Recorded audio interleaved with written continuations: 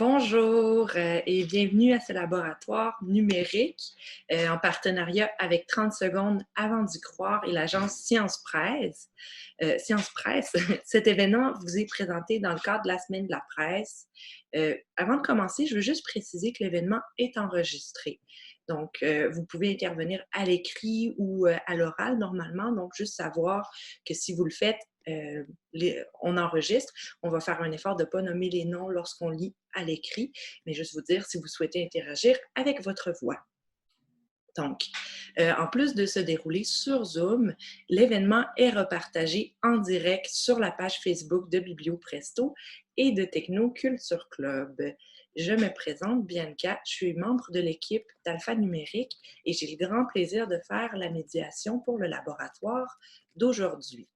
Qu'est-ce qu'alphanumérique, brièvement, juste pour ceux peut-être qui ne nous connaissent pas? C'est un projet qui est porté par Biblio Presto en collaboration avec Techno Culture Club. C'est un projet qui est national, qui offre des formations gratuites pour développer les compétences numériques des citoyens. Le projet va être déployé jusqu'en mars 2022 et on offre des activités en ligne à l'heure actuelle de par la situation de la pandémie, bien sûr. Donc, vous pouvez programmer des ateliers pour vos publics sur les différentes thématiques qu'on offre, que ce soit tablette, fausses nouvelles, cybersécurité. Puis les ateliers, justement, sur les fausses nouvelles sont faits en partenariat avec 30 secondes avant d'y croire, qui se trouve à être la Fédération des journalistes professionnels du Québec. Donc, pour plus d'informations, je vous inviterai à vous rendre sur notre site alphanumérique.ca. Vous pouvez nous écrire aussi à info@alphanumérique.ca. Et si vous êtes du milieu communautaire, on a une adresse spécialement conçue pour vous qui est communautaire à commercial technoculture.club. Je m'assure que tout le monde ait ces adresses. Je vous les envoie dans le clavardage. Juste vous dire, dans le fond, avec le communautaire, si vous vous demandez si peut-être nos formations nécessitent d'être ajustées pour vos publics cibles, sachez qu'on entame des dialogues, on fait des ajustements, donc n'hésitez pas à nous écrire pour tenter le pouls, pour savoir si nos formations pourraient fonctionner avec vos publics. On est vraiment ouvert à être flexible dans notre offre, dans nos façons de faire et d'expliquer le contenu. Un grand merci à Romain qui s'occupe de la technique. Il va être présent dans le clavardage. Donc, si vous avez des questions d'ordre technique, vous pouvez vous adresser à lui, que ce soit dans la section discussion ou questions et réponses. De la même manière, s'il y a des problèmes de connexion qui devaient survenir, ça va être lui qui va prendre le contrôle de l'écran. Donc, si vous l'entendez prendre la parole, ne soyez pas surpris. Et que vous soyez en direct sur Zoom ou sur Facebook, on souhaite que vous puissiez participer à la conversation. Donc, n'hésitez surtout pas à interagir avec nous. Comme on l'a dit, Q&R, discussion, tous les moyens sont bons pour interagir. Et même dans les commentaires sur Facebook, on va surveiller la page Biblio Presto et la page Techno Culture Club. Donc, on n'hésite pas à poser des questions, mais également à partager des témoignages ou des expériences sur les sujets abordés aujourd'hui. Il va y avoir des périodes dédiées spécifiquement aux questions et aux commentaires.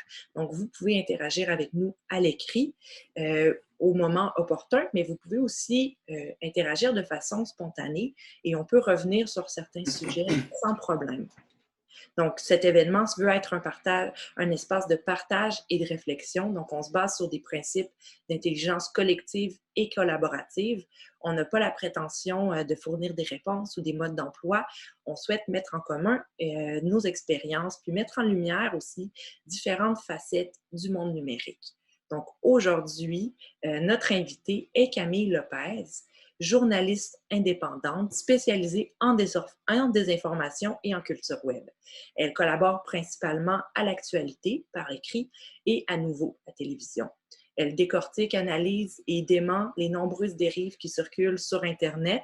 Elle participe également à plusieurs projets d'éducation aux médias pour les jeunes et pour les moins jeunes, notamment avec la fondation, justement, la FPGQ, donc 30 secondes avant d'y croire, Civics, qui est Contrôle F, Camp de la démocratie, et l'agence Science Presse ont une fiche qui s'appelle « Comment se fabrique l'info ».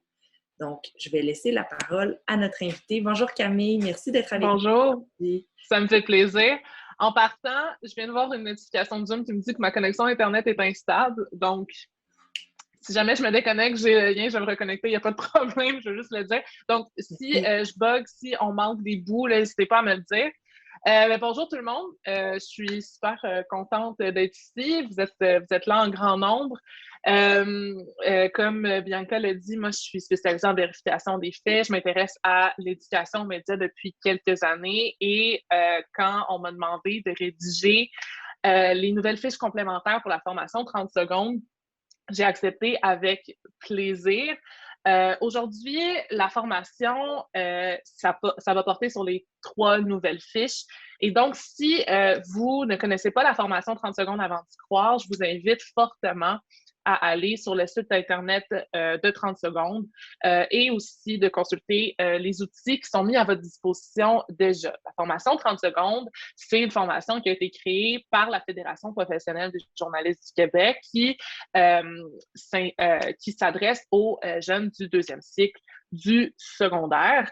Et puis, il y a déjà des fiches complémentaires à cette présentation-là. D'habitude, comment ça se fonctionne, c'est qu'il y a des journalistes qui viennent en classe, dans des ateliers, faire la formation sur la vérification de faits, les fausses nouvelles, bref, les notions de base pour être un citoyen numérique averti et aussi une petite base d'éducation aux médias. Les fiches que je vais vous présenter aujourd'hui, c'est 3 fiches qu'on a créées en réponse à des questionnements qu'on recevait souvent par rapport au contenu, mais aussi par rapport à l'ambiance en ce moment qu'on peut ressentir en tant que média. Alors, je vais tout de suite commencer en partageant mon écran. Voilà, partager l'écran. Alors, non. Present. Voilà. Alors, tout de suite en partant, cette formation-là s'adresse surtout aux éducateurs, aux bibliothécaires, centres communautaires, etc. Je veux vous montrer comment utiliser ces nouveaux outils-là qu'on a développés pour vous, pour les jeunes. Les fiches, vous devriez les avoir en main. Il y a un lien WeTransfer, je pense, dans le chat qui devrait vous donner tout ce que vous avez besoin pour les télécharger. Alors, les fiches portent sur la liberté de presse, l'éthique journalistique, la vérification des faits. Ce sont 3 fiches que je vous invite à lire dans leur entièreté après la présentation, mais aujourd'hui, je voulais vous les présenter. Je voulais aussi vous donner des manières d'aborder ces thèmes-là avec les jeunes. J'ai cru voir qu'il y avait quelques élèves du secondaire qui nous écoutent en ce moment. C'est super, mais je vous invite, vous aussi, à lire les fiches dans leur entièreté un peu plus tard après la formation. Fait qu'aujourd'hui, on va vraiment faire un survol de tout ça. Et sans plus tarder, et d'ailleurs, après chaque présentation de fiche, je vous invite à me parler de questionnements que vous avez peut-être reçus de la part des jeunes, de la part de la part de vos jeunes sur des questionnements auxquels vous êtes peut-être pas prêt à répondre, auxquels vous n'aviez pas les réponses, voir si ces fiches-là, selon vous, répondent à ces questions-là, si ça vous outille un peu plus. Et puis, aussi peut-être voir avec vous comment est-ce qu'on peut les utiliser, soit en classe, soit dans des ateliers. Donc, voilà, la discussion est ouverte. Je vous invite, si c'est pendant que je suis en train de présenter, à les faire à l'écrit. Et bien sûr, après, je vais ouvrir avec une petite période de questions après chaque fiche. Ça va me faire plaisir qu'on s'en parle. Alors, je vais commencer tout de suite avec la présentation des 3 fiches. Qu'est-ce que l'éthique journalistique? La petite histoire de la vérification des faits et qu'est-ce que la liberté d'expression. Donc, si vous ne les aviez pas déjà ouvertes à côté, je vous invite à le faire maintenant. On va commencer avec qu'est-ce que l'éthique journalistique? Comme je vous ai dit un peu plus tôt, la raison pour laquelle on a créé ces 3 fiches-là, qui s'éloignent, qui sont un peu plus poussées que peut-être les premières fiches créées pour la formation 30 secondes, c'est pour continuer à renforcer les notions abordées dans la formation, donc les notions de base de la vérification des faits, du journalisme, etc. Mais c'est aussi, et ça je pense que c'est ce qui est très intéressant, c'est une incursion dans les coulisses un peu du journalisme. Comment ça marche? Comment est-ce qu'on fait ça? Quelles sont les lois, les règles qu'on doit suivre? Qu'est-ce qui se passe si un journaliste fait une erreur? C'est quoi les conséquences? C'est quoi la liberté d'expression? En quoi est-ce que la liberté de presse, ça me sert à moi en tant que jeune, en tant que citoyen? Donc, c'est toutes des questions auxquelles on a tenté de répondre avec ces fiches-là. Et c'est aussi des réponses à l'espèce de méfiance envers les médias qu'on ressent en ce moment. Donc, voilà. Alors, sans plus tarder, commençons tout de suite. La première fiche, qu'est-ce que l'éthique journalistique? Donc, cette fiche-là, son objectif, bon, c'est d'aider les élèves à comprendre les règles qui encadrent le travail et assurent la crédibilité des journalistes, leur portée et leurs limites. Et elle répond à 3 questions que personnellement, moi, je reçois très souvent dans ma carrière quand je fais du fact-checking, quand je parle de fausses nouvelles et quand aussi je parle de méfiance envers les médias. Et ce sont des questions qui viennent de la part de jeunes et de moins jeunes. Donc, il n'y a vraiment pas de gêne par rapport à ces questions-là. Tout le monde se les pose. La première, est-ce que les journalistes peuvent inventer des histoires de toutes pièces? Qu'est-ce qui les empêche de mentir et de juste nuire à quelqu'un qui n'aime pas, par exemple? Est-ce qu'il existe des lois qui encadrent le travail des journalistes? Qui les surveille, les journalistes? Est-ce qu'il y en a? Puis, c'est quoi la différence entre un journaliste et un YouTuber? Parce qu'on s'entend qu'il y en a beaucoup, des influenceurs, des blogueurs, des TikTokers, des YouTubers qui lisent des informations, qui disent avoir des breaking news, qui disent donner des informations objectives sur des sujets, mais qu'est-ce qui les différencie d'un journaliste? Est-ce qu'on peut authentifier qu'un journaliste? Donc, on va explorer ça dans l'éthique journalistique. Alors, cette fiche-là, elle est divisée en 4 catégories. La responsabilité journalistique, corriger ses erreurs, qu'on a voulu mettre en premier parce que c'est vraiment le point le plus important de l'éthique journalistique. Ensuite, une définition de l'éthique journalistique que je vais aussi vous donner aujourd'hui. Qu'arrive-t-il quand un journaliste ne respecte pas le code et qui surveille les journalistes? Bien sûr, c'est suivi d'un exercice et de plusieurs exemples que vous allez pouvoir donner. Donc, la responsabilité journalistique, c'est de corriger ses erreurs. Et là, on le met en premier. Parce qu'on s'entend que oui, des journalistes, ça peut faire des erreurs de bonne foi. Ça arrive, on est tous des humains. Mais ces erreurs-là peuvent avoir d'importantes conséquences puisqu'elles sont diffusées à beaucoup, beaucoup de monde très rapidement. Alors, la responsabilité journalistique, vu que le journaliste est responsable de l'information qu'il diffuse, c'est de corriger ses erreurs. Et ça peut prendre la forme d'un erratum, comme on voit ici dans le Journal de Montréal. Ça peut être une correction ou une mise au point à l'écrit, audio, vidéo, etc. Ce qu'on sait, c'est qu'il faut que quand on corrige une erreur, on fasse l'effort qu'elle soit vue par le plus de personnes possible. Je pense que c'est assez clair. Et la raison pour laquelle on a mis ce critère-là de l'éthique journalistique en premier, c'est parce que le fait que les journalistes soient responsables de l'information qu'ils diffusent, c'est ce qui les différencie, ce qui les distingue le plus des non-journalistes, comme des YouTubers, des TikTokers, des militants, des organismes, des politiciens. Parce qu'on s'entend qu'en ce moment, il y a beaucoup, beaucoup, beaucoup de sites Internet qui publient de la fausse information ou des informations qui ont été erronées, mais qui n'ont pas corrigé leurs erreurs. Et pourtant, ces sites Internet-là roulent encore. Ce n'est pas le cas de journalistes qui ont fait de grosses erreurs ou qui ont menti. On va le voir un peu plus tard. L'éthique journalistique, c'est quoi? Alors, voici notre définition de l'éthique journalistique. Les médias et leurs journalistes suivent généralement ce qu'on appelle un code d'éthique ou de déontologie journalistique. Ce code, qui peut avoir été rédigé par une association de journalistes ou par un employeur, établit les règles et les normes de la profession. En voici quelques-unes.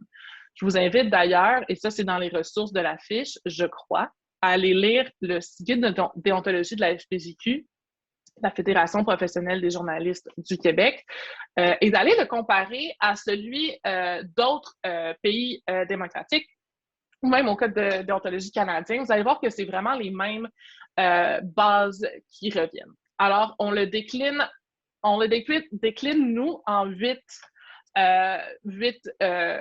sous-catégories, mais ce ne sont pas les seules, ce sont juste celles qui parlent le plus, selon moi. Vérité, visage découvert, devoir de réserve, échange d'argent, conflit d'intérêts, protection des sources, devoir de suite et vie privée.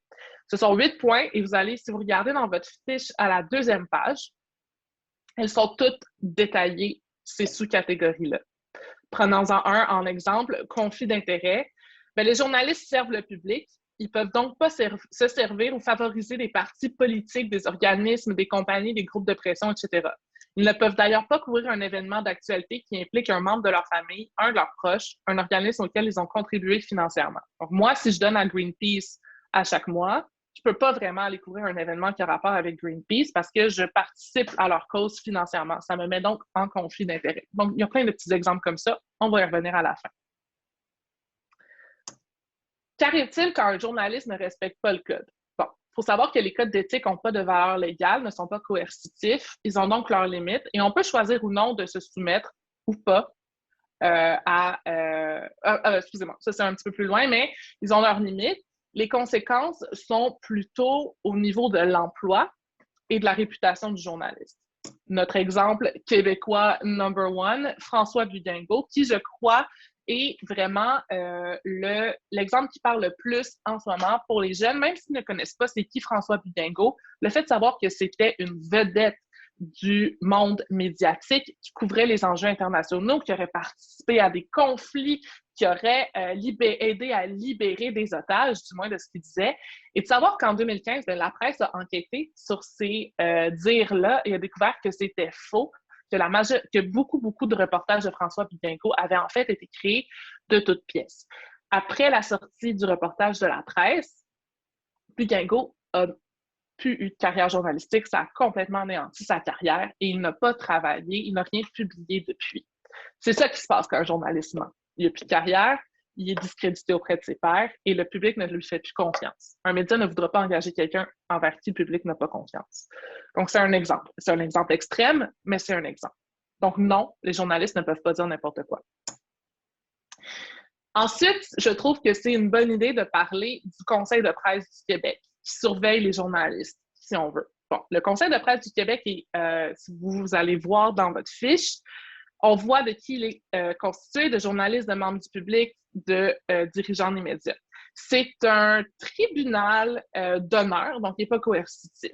Ça veut dire qu'on peut se soumettre ou pas à ses décisions. Quelqu'un peut porter plainte à cause d'un reportage qu'il juge injuste, par exemple. Le Conseil de presse du Québec va trancher. Va peut-être dire, nous proposons, va peut-être dire, oui, il y a un conflit d'intérêts, nanana. C'est aux médias et aux journalistes de s'y soumettre s'ils le veulent. Par exemple, les journaux de Québec, les médias de Québécois ne s'y soumettent pas. Voilà. Par contre, les décisions sont publiques sur leur site Internet. Tout le monde peut y avoir accès. Et je n'irai pas en détail parce qu'on n'a pas beaucoup de temps, mais dans la fiche, j'ai inclus un exemple de dossier, un exemple de décision là, qui, enfin, un organisme qui n'était pas content de sa couverture médiatique a fait une plainte au Conseil de presse en disant que il n'avait pas fait preuve, les journalistes et le chroniqueur qui avaient couvert cette histoire-là avaient fait preuve de partialité et avaient porté atteinte à leur réputation injustement. Le Conseil de presse a examiné la plainte, est allé recueillir tout ce qu'il avait besoin et a tranché qu'il n'y avait aucun manquement déontologique. Donc, la plainte a été rejetée. C'est ce genre de décision-là qui peut être super intéressant à explorer avec les jeunes. Le Conseil de presse, comme je vous l'ai dit, toutes les décisions sont publiques. Vous pouvez aller le voir. Vous pouvez chercher le nom d'un journaliste que vous connaissez, le nom d'un média que vous connaissez, voir qu'est-ce qui s'est passé. Et c'est vraiment une bonne leçon de journalisme parce que on explique très bien pourquoi chaque décision a été prise. C'est vraiment super intéressant. Et je sais que je vais vite, mais je vous jure que tout ce dont je parle aujourd'hui, ça se retrouve encore plus détaillé que ce que je dis dans les fiches. Et finalement, pour mettre fin à cette première fiche, on a un exercice qui fonctionne toujours super bien avec les jeunes. C'est pas la première fois que je fais un exercice dans ce genre-là, dans des outils d'éducation aux médias. On donne des situations fictives, des situations fictives dans lesquelles les journalistes se retrouvent et on leur demande si ça respecte l'éthique journalistique. D'ailleurs, je vous invite à élargir cet exercice-là à des YouTubeurs, à des influenceurs que vous savez que les jeunes aiment. Est-ce que ce YouTuber-là qui dit faire un bulletin de nouvelles à chaque jour, est-ce que tu penses que lui peut se mettre en conflit d'intérêts? S'il se mettait en conflit d'intérêts, qu'est-ce que ça ferait? Est-ce qu'il y aurait des conséquences comme, admettons, François Budengo, comme d'autres journalistes là, qu'on pourrait aller consulter là, d'autres journalistes dans des situations qu'on pourrait aller consulter dans le Conseil de presse du Québec. Alors, par exemple, journaliste écrit sur Facebook qu'il n'aime pas le nouveau premier ministre du Québec ou juste le nouveau premier ministre. Est-ce qu'il respecte l'éthique journalistique? Pourquoi? Un chroniqueur a écrit dans une chronique qu'il n'aime pas le travail du nouveau premier ministre. Ça se ressemble, mais est-ce que là, on parle d'un manquement au code déontologique? C'est à discuter. Et bien sûr, chaque fiche vient avec son corrigé. Alors voilà, c'est tout pour la première fiche. Je sais que je parle vite. Je vais prendre une gorgée d'eau. C'est juste que j'essaie de tout couvrir en 40 minutes. Alors, je me demandais si vous aviez des questions par rapport à cette fiche-là, des points de discussion qui pourraient être intéressants à aborder avec les jeunes. Je vous écoute. Je réapparais pour prendre les questions. Il n'y en a pas, c'est correct aussi. C'est correct aussi, mais c'est vraiment, je trouve que c'est très complet, très bien expliqué jusqu'à maintenant. Je parle vite, je suis désolée. Mais non, on nous demande comment répondre à tout le temps où Bouguingo a pu publier. Pardon? Attendez, Comment je vais répondre juste... à tout le temps où Bouguingo a pu publier? OK, dans le fond, tout ce temps-là, Bouguingo, tu sais, oui, maintenant, là, on le sait que Bouguingo maintenant, c'est ça. Maintenant, on sait que Bouguingo a menti par la majorité de sa carrière, mais il a quand même menti pendant des années. C'est vrai, j'ai pas vraiment de réponse à ça. C'est, en fait, je pense que qu'est-ce que ça nous dit comme cas? Et je pense que maintenant, on est beaucoup plus enclin à faire nos recherches, surtout du fact-checking de la part de nos employés en tant que médias. Mais pour Virginie, j'ai pas de réponse. Je pense que c'est une honte. Quand ça s'est passé, on s'entend que François Bouguingo, qui était, je pense, journaliste indépendant, donc il ne faisait pas partie d'une salle de rédaction. Je pense que quand ça s'est passé, on s'entend que les gens qui l'avaient employé étaient dans l'embarras, mais j'ai pas vraiment de réponse à cette question-là. Tout ce que je peux vous dire, c'est que je ne pense pas que c'est un cas qu'il faut prendre en exemple pour la majorité des journalistes. Moi, quand je travaille, par exemple, même si je rapporte un courriel qu'on m'a envoyé, je prends des captures d'écran, des captures vidéo, j'ai toujours un dossier pour le prouver à mon employeur que ce dont je parle, c'est vrai et ça s'est passé. Qu'est-ce qui s'est passé avec François Bouguingo? Ben, tu sais, quand quelqu'un se construit comme ça une réputation, ben peut-être qu'on est un petit peu porté à le croire sur parole, mais pour vrai, je ne peux pas vraiment me rendre entrer dans cette question-là de manière trop poussée parce que c'est un dossier dans lequel je n'étais pas impliquée, mais on a fini par le savoir. Et je pense que c'est ça qui est l'important, c'est qu'on a fini par avoir la vérité. Voilà. Virginie nous dit « Merci, désolée pour la question piège. » Puis, il y avait une autre question, mais tu y as un petit peu répondu, mais peut-être que tu pourrais creuser un peu plus. On nous demande, est-ce que des actions concrètes ont été mises en place depuis pour vérifier les faits? Depuis Bouguingo? Oui. Il faudrait demander à ses employeurs. Puis, de façon générale, pour vérifier les faits, tu disais qu'il faut avoir une preuve, plusieurs preuves. Oui, mais tu sais... faut dire aussi que Bouguingo faisait des grands reportages à l'international. C'était moi quelque chose qui nous touchait dans nos vies quotidiennes. Mais tu sais, je peux pas parler pour tout le monde, mais tu sais, quand on couvre une conférence de presse, on peut prouver qu'on y était, on peut rapporter, on peut enregistrer nos conversations, on peut enregistrer nos appels, on peut prendre des photos, on peut prendre des captures d'écran. Donc oui. Puis tu sais, François Bouguingo, c'est un exemple de qu'est-ce qui se passe quand tu te fais pogner. Mais c'est pas tous les journalistes du Québec. Je veux dire, même si un journaliste fait une erreur de bonne foi, disons-le, va se faire réprimander et même il y a une partie il doit corriger son erreur très rapidement. Est-ce que sa réputation en prend un coup? Bien, ça dépend de la perception du public, ça dépend aussi du type d'erreur qu'il ou elle a commis. Donc oui. Mais je peux vous dire que la majorité des salles de rédaction vont s'assurer que si vous couvrez un événement, vous y avez été. Parce que de toute manière, il y a beaucoup, beaucoup de journalistes qui peuvent même des fois couvrir le même événement. Donc, si vous y étiez pas, quelqu'un va pas s'en rendre compte. Mais si, admettons, vos jeunes, les jeunes à qui vous donnez cette formation-là, vous donnez ces fiches-là, vous posez plus de questions sur le code Bugingo, je vous invite vraiment à aller lire les articles de suivi après la publication de l'article d'Isabelle Haché, l'enquête d'Isabelle Haché, je pense que c'est Isabelle Haché. Il y a eu, je pense qu'elle a tenté de faire un retour, ça s'est pas super bien passé. Donc, je vous invite vraiment à aller lire plus sur le code Bugingo parce que je pense que c'est quelque chose qui intéresse les élèves. Mais non, c'est pas vraiment quelque chose qui est généralisé là, comme situation. Merci. Puis, rapidement, on nous demandait aussi à propos des fiches grand public, mais c'est ça, Romain a répondu, puis on a les activités 30 secondes pour y croire. On a une offre nationale, donc vous pouvez aller voir sur le site alphanumérique.ca pour ça. Et je te laisse poursuivre avec tes informations. Ma chère Camille, vas-y. OK, super. Il est 1h. Alors, je repartage mon écran. On passe maintenant à la deuxième fiche. Excusez-moi, en plus, j'ai un petit rhume. La petite histoire de la vérification des faits. Ça, c'est une fiche qui est vraiment...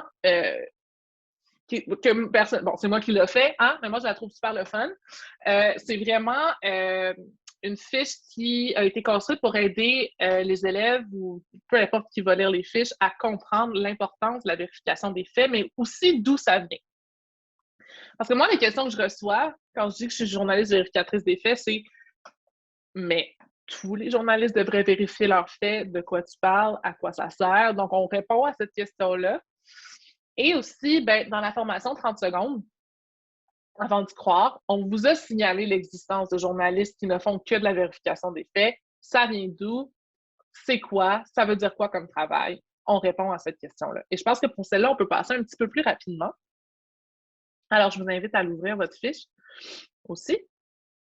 Et d'ailleurs, dans chaque fiche, là, il y a une introduction qui met un peu en bouche le sujet et qui a été conçue vraiment pour annoncer aux jeunes à quoi ils vont avoir affaire dans cette fiche-là. Cette fiche est divisée en 3 catégories. Journalisme de vérification, donc c'est quoi un vérificateur des faits? La vérification des faits en bref, qui revient un peu sur la formation 30 secondes, mais qui vous dit aussi les étapes supplémentaires que les journalistes vérificateurs des faits peuvent prendre pour aller vérifier des histoires, des nouvelles, etc. Et correcteur des faits, qui en fait explique la première mouture du terme vérificateur des faits, ça voulait dire quoi? C'est pas du tout la même job qu'un vérificateur des faits en 2021. Alors, je trouvais ça important de rappeler un petit peu l'histoire du terme et de l'emploi.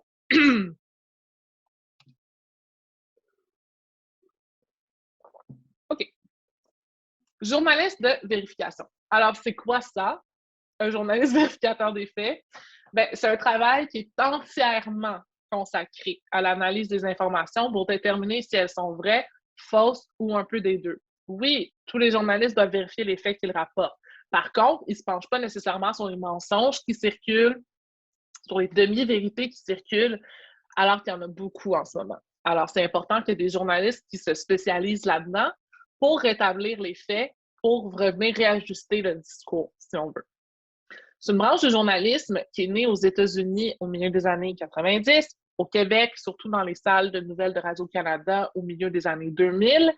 Et bien sûr, on a connu une forte croissance en 2016 avec la campagne électorale de Donald Trump. D'ailleurs, je pense que dans quelques années, on va pouvoir dire que ça a aussi connu une forte croissance en 2020 avec la pandémie. Une petite prédiction comme ça.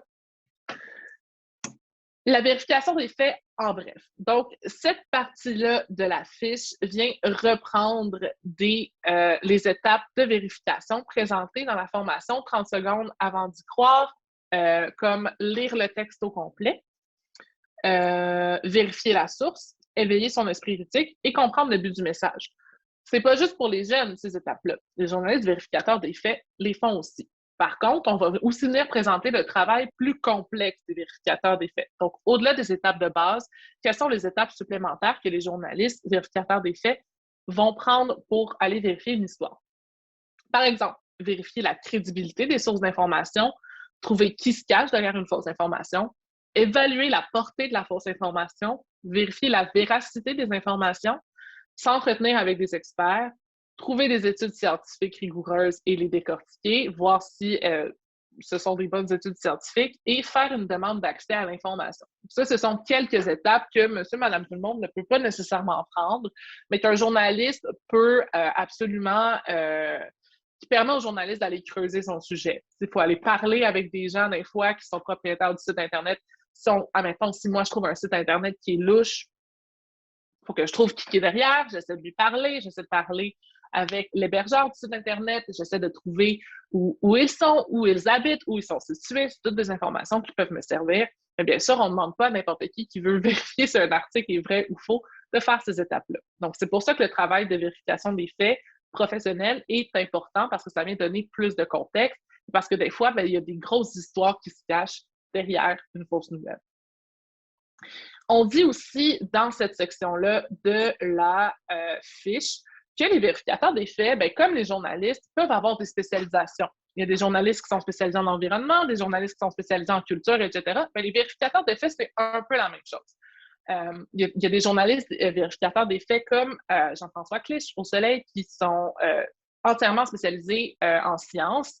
Il y en a d'autres qui sont spécialisés en politique, donc qui vont en temps réel, pendant les discours de politiciens ou pendant le débat des chefs, par exemple, qui vont faire du fact-checking, vérifier ce qui est dit en temps réel, dire si c'est vrai ou c'est faux, pour un peu, pour pas que ces discours-là soient laissés comme ça, tels quels, que le public ait toujours droit à une information juste. Et il y a des journalistes comme moi, comme aux décrypteurs, qui se spécialisent exclusivement sur ce qui circule sur les réseaux sociaux. Donc, sur Facebook, Instagram, Twitter. Et pourquoi est-ce qu'on permet encore à ces fausses nouvelles-là de circuler sur ces réseaux sociaux-là? Donc, je vous le dis, c'est une job en tant que telle. Donc voilà. Et je vais regarder la fiche. OK, super. Correcteur des faits.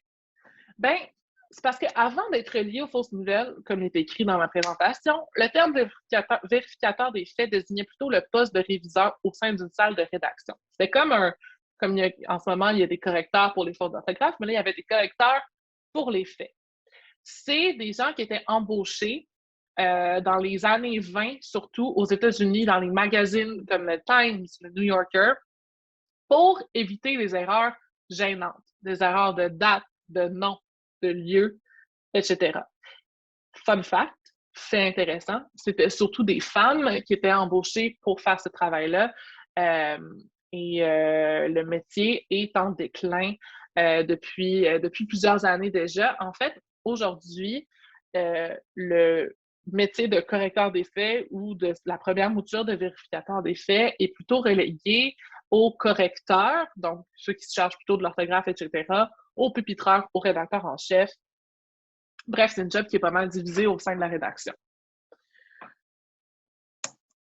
OK. Et là, on est déjà rendu à l'exercice qu'on propose pour cette fiche-là. C'est un exemple qui, je crois, se trouve déjà dans une des formations, dans une des fiches de la formation 30 secondes avant d'y croire. On demande aux jeunes comment vous y prendriez-vous pour vérifier cette nouvelle publiée par le site web secretnews.fr. Et là, qu'est-ce que je trouve intéressant avec cet exercice-là, excusez-moi, je vous jure que je suis capable de parler dans la vie, j'ai juste un rhume, on dirait que j'ai une patate chaude dans la bouche, je suis désolée. Tempête Ciara, la Tour Eiffel est tombée. Donc, on leur demande comment est-ce que vous vous y prendriez, vous, pour débunker, vérifier cette nouvelle-là. On s'entend que c'est faux, mais comment est-ce que toi, tu t'y prendrais pour le faire? Et ce que je trouve intéressant, c'est qu'on ne met pas cet exercice-là à la fin d'une présentation qui leur dit exactement comment vérifier l'information. Tout ce qu'on fait, c'est rappeler un peu ce que la formation 30 secondes propose. Et ce que ça nous permet de faire, c'est de montrer qu'il y a plusieurs moyens de vérifier cette information-là. On pourrait y aller en vérifiant le titre. Est-ce que d'autres médias en parlent? En vérifiant l'image, en vérifiant c'est qui secretnews.fr. Ça nous permet un peu de se mettre dans la peau d'un vérificateur des faits, et de débattre sur le meilleur moyen de se prendre pour vérifier une nouvelle. Et bien sûr, ça vient avec un corrigé qui vous dit toutes les manières qu'on peut s'y prendre pour la vérifier, cette nouvelle-là. Personnellement, le plus rapidement possible, ce que j'aurais fait pour la vérifier très rapidement, c'est juste d'aller voir s'il y a d'autres médias qui en parlent. Parce que si la Tour Eiffel était réellement tombée, on s'entend qu'il n'y aurait pas juste secretnews.fr qui en aurait parlé. C'est quand même un gros événement. Alors voilà, je pense, ouais, c'est ça. Ça fait le tour pour cette fiche-là. Et d'ailleurs, chaque fiche vient avec des ressources intéressantes sur lesquelles vous pouvez vous rendre pour poursuivre les réflexions un peu plus loin. Il y a certains liens qui sont en anglais, mais si le sujet vous intéresse les élèves, ça peut être super intéressant d'aller les explorer. Alors voilà, je vais juste voir rapidement si j'ai pas passé à côté de quelque chose.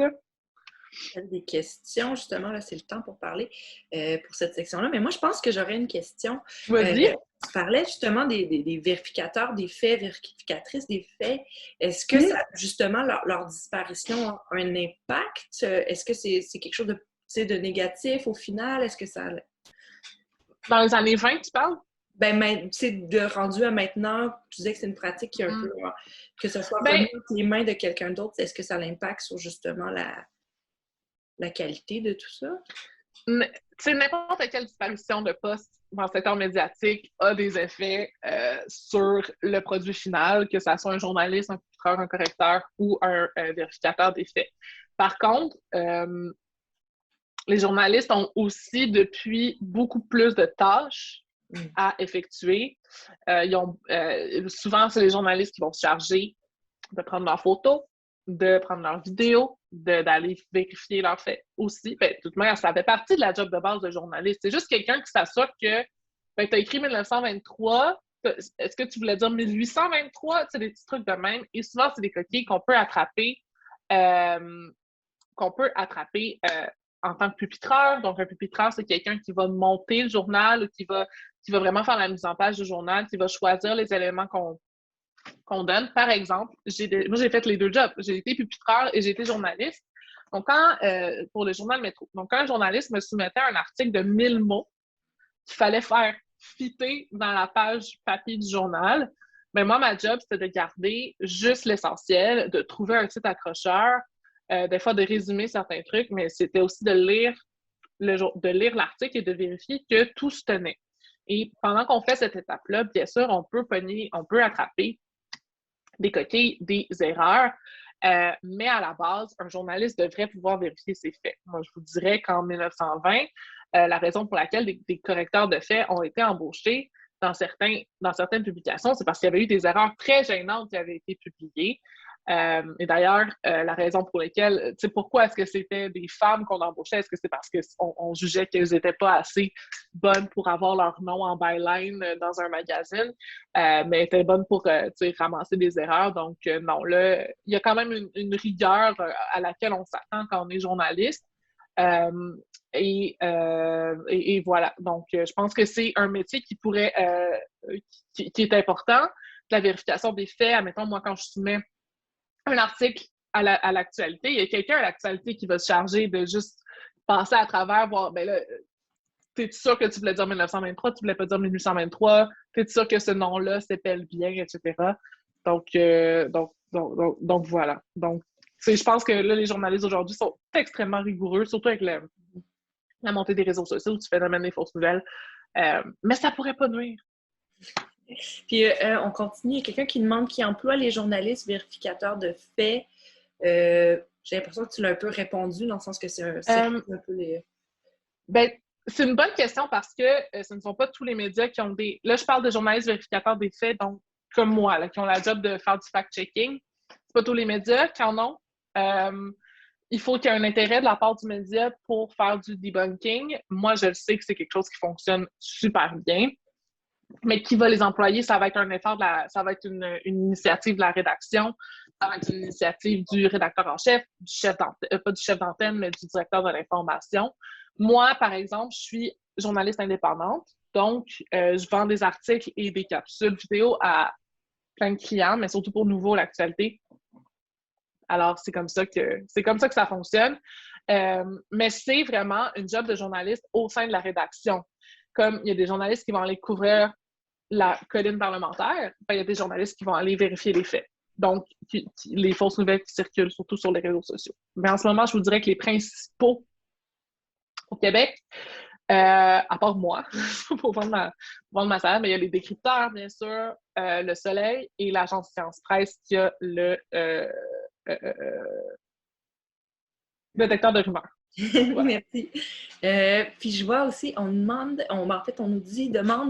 est-ce que tu ne trouves pas que les médias pourraient faire un meilleur travail pour distinguer la nouvelle des éditoriaux, chroniqueurs, commentateurs? Je pense aussi à la page couverture du Journal de Montréal, qui peut entacher le travail des journalistes. J'ai plusieurs opinions là-dessus. Je ne sais pas si je peux en parler vraiment publiquement. Je pense que au niveau... je pense qu'il y a surtout un travail à faire au niveau de l'éducation aux médias. Il y a beaucoup de gens qui ne connaissent pas la différence entre un chroniqueur et un journaliste, qui se font dire que Richard Martineau est un journaliste ou qui se font dire qu'un article, c'est de l'opinion. Je pense qu'il faut commencer par ça. Dans les cas de plusieurs journaux, ils rendent ça très évident qu'on est dans la section opinion, qu'on est dans la section chronique. Est-ce que c'est toujours fait de manière exemplaire? Je pense pas. Mais je pense qu'à la base, il faut absolument que les gens comprennent c'est quoi un chroniqueur puis un journaliste. On le voit pas assez bien. Et quand les médias mélangent les deux, moi, ça me fâche. Mais parce qu'on a vraiment des efforts à faire par rapport à ça. Il faut que ça soit évident, il faut que ça soit clair. Il y a des efforts à faire des deux côtés, mais c'est pour ça qu'on est là, qu'on fait des efforts d'éducation aux médias, parce que c'est pas quelque chose qui est compris par tout le monde. Par rapport à la Une du Journal de Montréal, je sais exactement à quoi vous faites référence. Je ne commenterai pas là-dessus. Tout ce que je peux vous dire, c'est que le travail des journalistes peut absolument souffrir d'une une ou d'un titre sensationnaliste et que c'est très dommage. Disons ça comme ça. Mais je pense qu'encore une fois, au niveau de l'éducation aux médias, il faut rappeler aux gens qu'un pupitreur, c'est un pupitreur. La personne qui choisit c'est quoi sur la une, c'est souvent le plus haut poste possible. Est-ce que puis que le journaliste n'a rien à dire souvent? Souvent, ça va être le journaliste n'a rien à dire sur son titre, sur sa photo, sur l'exergue qu'on va mettre en une. Donc voilà. Mais oui, ça nuit. Il y avait une autre question, justement, je pense que tu es un peu en train d'y répondre. C'est, on nous demandait, les propriétaires des différents médias influencent-ils le choix des faits que les journalistes rapportent? Mais je pense que tu le dis un peu dans, oui, la façon dans laquelle les choses sont présentées, mais est-ce que les faits qui sont rapportés sont choisis? Il faut savoir que chaque média a une ligne éditoriale, mais souvent, cette ligne éditoriale-là va plutôt influencer le choix des chroniqueurs, le choix des sujets que les chroniqueurs vont couvrir. Le travail des journalistes, si on veut que ça reste un journal qui est respecté, ne sera pas influencé par les propriétaires. Est-ce que ça se fait tout le temps? Je sais pas, moi, c'est le devoir de refuser de couvrir un sujet à cause de ces... Tu sais, je pourrais pas dire que je suis pas la meilleure placée pour faire ça. Par contre, ce que je peux vous dire, c'est que la ligne éditoriale influence souvent seulement le choix des chroniqueurs, le choix aussi des éditorialistes, of course. Mais je pense qu'il y a des réponses à ces questions-là. Je peux pas y répondre moi-même maintenant. Je veux pas m'avancer là-dessus. Par contre, votre question, c'est la raison pour laquelle il est extrêmement important de diversifier ses sources, d'aller lire dans plusieurs journaux la même nouvelle, voir le traitement différent. Ça peut être un exercice super intéressant à faire en classe. Diversifiez vos sources. Allez lire ce que le Journal de Montréal a à dire sur un sujet, allez lire ce que le Devoir a à dire, la presse a à dire, Ricochet, l'actualité, la converse, n'importe qui. Il faut diversifier ses sources parce que même si ce n'est pas volontaire, il y a absolument des sujets qui peuvent tomber dans l'angle mort de quelqu'un. Donc, des journaux ne s'adressent pas aux mêmes personnes, n'ont pas les mêmes têtes dirigeantes. C'est pour ça qu'on diversifie nos sources. Il reste un peu de questions, mais je pense qu'on va continuer, puis on y reviendra à la fin parce qu'il nous reste quand même beaucoup de choses à couvrir.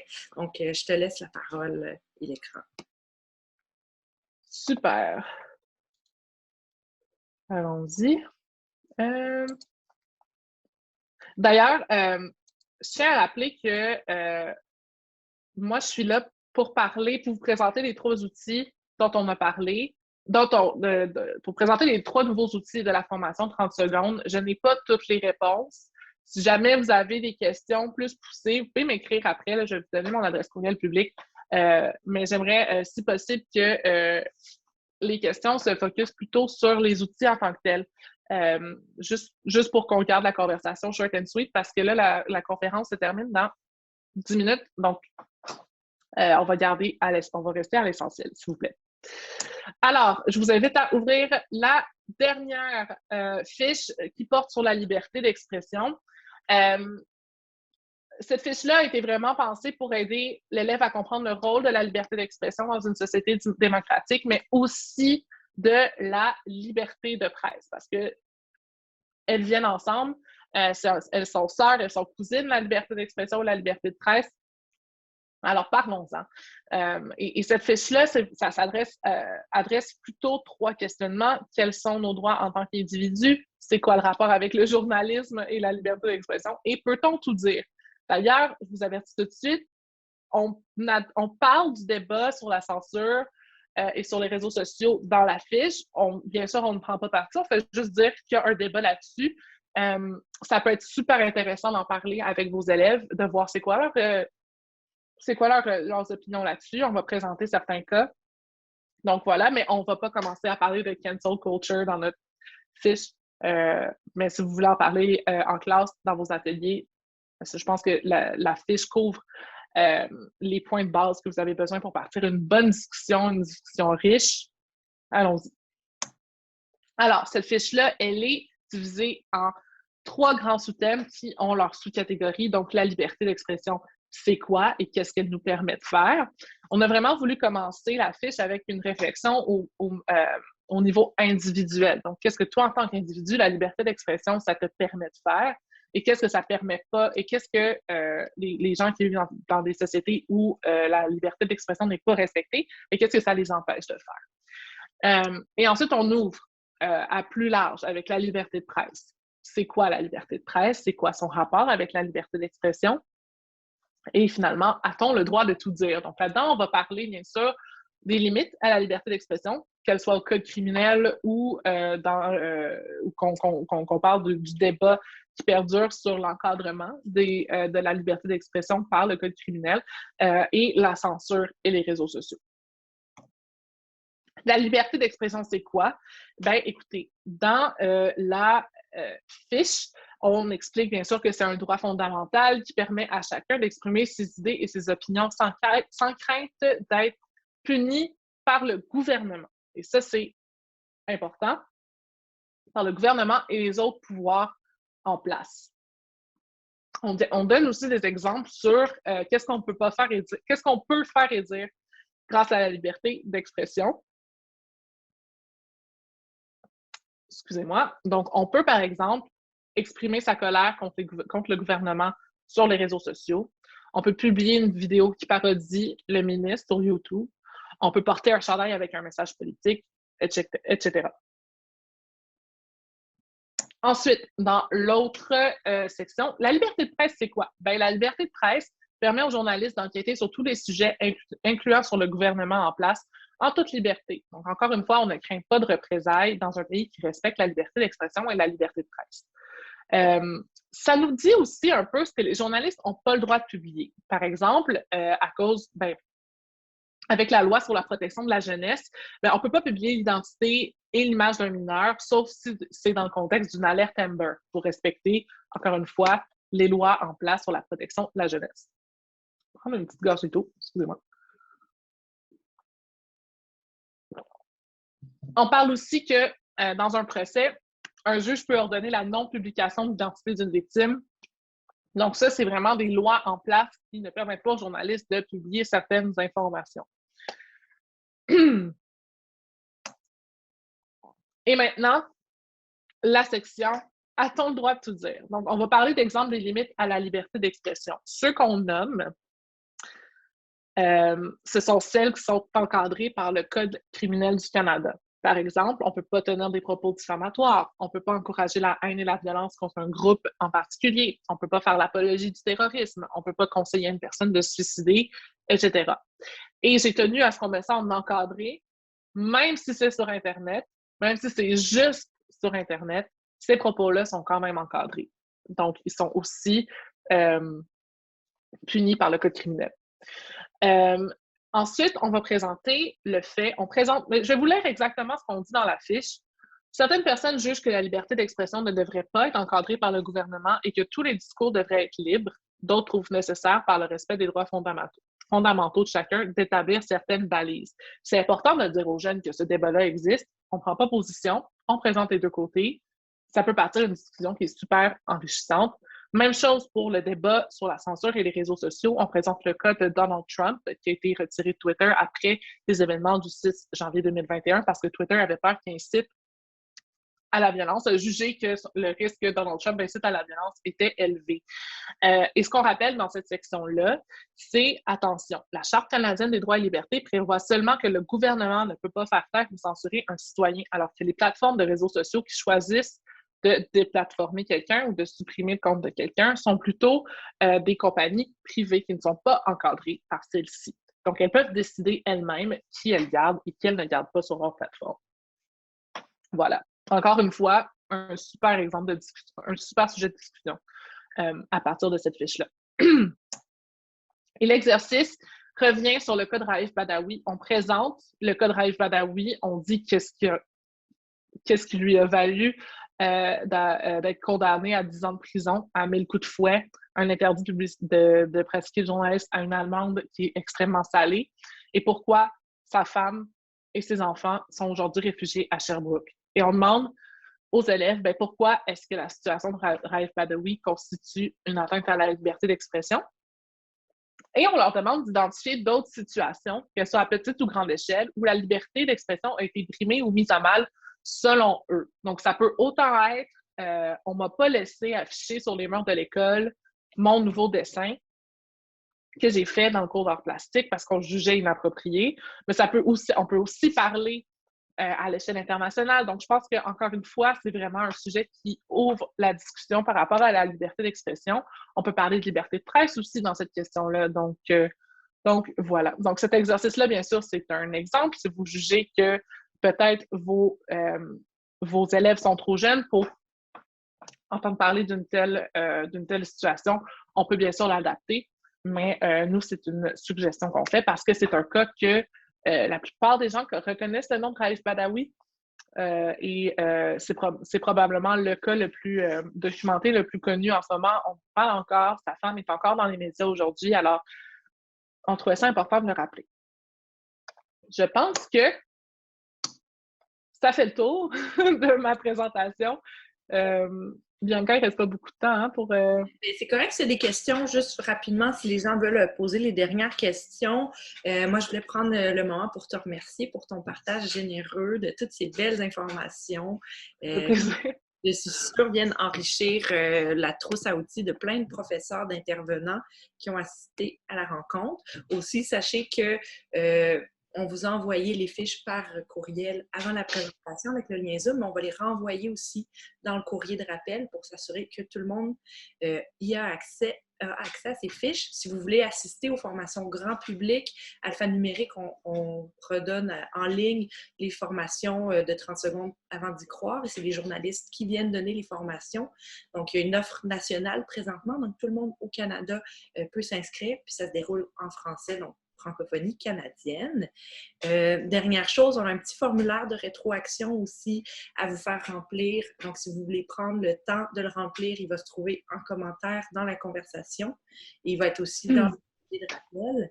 Puis, un grand merci à tout le monde d'avoir participé en grand nombre. Je ne vois pas de questions qui apparaissent. Si vous en avez, ça ne me dérange pas si vous pouvez, si ça dépasse un petit peu le et demi, là, ça ne me dérange pas. Puis d'ailleurs, tu sais, toutes les questions qui ont été... tantôt, j'ai dit, j'aimerais qu'on s'en tienne au PowerPoint. Là, c'était vraiment pas parce que c'était pas des bonnes questions ou que je voulais pas y répondre. C'est vraiment parce que on était limité dans le temps. Je m'excuse encore pour ma prononciation aujourd'hui. J'ai l'impression d'avoir mes broches de quand j'étais comme en secondaire 2, mais c'est à cause de mon rhume. Donc, pardon. pardonnez-moi. Ça n'a pas de problème, on t'a super bien compris. OK, super. Donc voilà, si vous avez des questions, que ce soit sur cette fiche-là que je viens de présenter sur la liberté d'expression ou sur les autres, ça va me faire plaisir d'y répondre. Là, encore, je peux rester encore un petit peu, là, si c'est correct pour toi, Bianca. Oui, il n'y a pas de problème, on reste. Donc, si les gens ont des questions, ben, j'aurais peut-être une question pour toi. Vas-y. On parlait un peu justement de l'éthique journalistique. À quel point est-ce que le journaliste est responsable un peu de ses propos? Par exemple, sur une plateforme comme Facebook, des journalistes qui ferait une publication privée juste à ses proches, à quel point est-ce qu'il peut se permettre de dire des choses qui sortent peut-être justement de ce cadre-là? Ça, c'est un grand débat. Faut dire qu'on demande aux journalistes de faire preuve d'un devoir de réserve. Donc ça veut dire tes opinions, tu les gardes pour toi. Maintenant, admettons que moi, j'ai juste mes amis très, très proches sur Facebook. Est-ce que je peux quand même commenter l'actualité? Je pense pas. Je pense qu'il faut faire très attention. Rien ne nous empêche d'en parler avec nos amis. C'est juste sur Facebook, une capture d'écran, ça se prend super facilement. Il ne faut pas oublier que la première chose qu'on nous apprend dans nos cours de journalisme, c'est que l'apparence de conflit d'intérêt est aussi pire que le conflit d'intérêt lui-même. Même si tu n'es pas en conflit d'intérêt et que tu le sais au plus profond de toi, mettons, un journaliste qui est abonné à un seul... Admettons que sur Twitter, et je vous dis ça de même, là, je suis abonné à tous les partis politiques, sauf le Parti libéral du Canada. C'est un peu... C'est super précis comme cas, mais ça peut paraître comme, ben voyons pourquoi.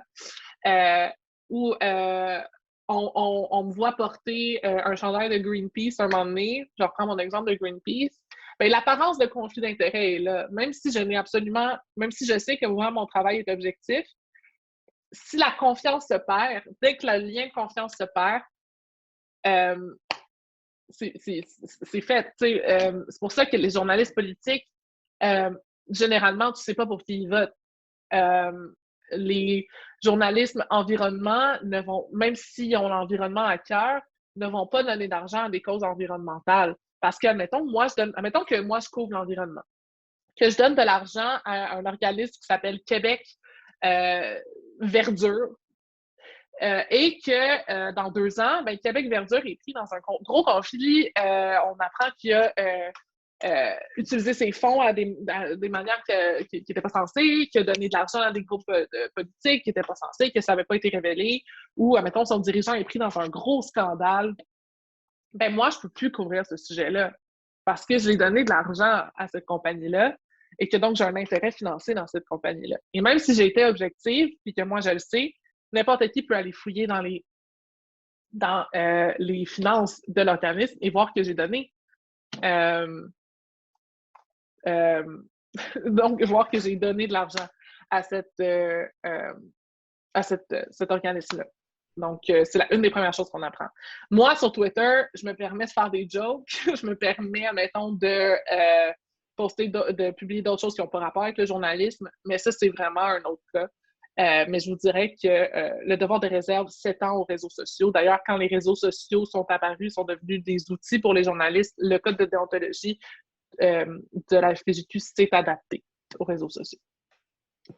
Merci pour la réponse. Puis je vois un commentaire qui nous vient de la France, qui nous dit que c'est très intéressant, puis que elle est fan de 30 secondes avant d'y croire depuis longtemps et qu'elle le cite souvent dans les formations conduites en France. Donc, super. Ben, d'ailleurs, je vois souvent nos outils partagés en France, donc ça me fait super plaisir. Moi, je trouve que la France est un exemple d'éducation aux médias, donc je suis fan de.